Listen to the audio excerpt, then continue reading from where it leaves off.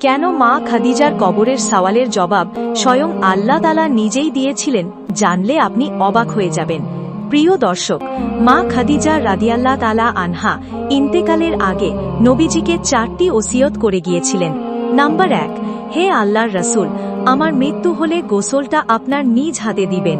Number 2, আমার কাফনের কাপড়টা আপনার ব্যবহৃত একটি যুক্ত মোবারক দিয়ে পরাবেন। নাম্বার 3, আমাকে কবরে শোয়ানোর পূর্বে আপনি একবার আমার কবরে শুইবেন। নাম্বার 4 হল মুনকার নাকিরের প্রশ্নগুলোর উত্তর আপনিই দিয়ে দিবেন। তখন নবীজি বললেন, আচ্ছা ঠিক আছে। এরপর সবাই যখন দাফন করে ফিরে গেল, তখন নবীজি সাল্লাল্লাহু আলাইহি ওয়াসাল্লাম প্রশ্নের জবাব দেওয়ার জন্য কবরের পাশেই দাঁড়িয়ে রইলেন।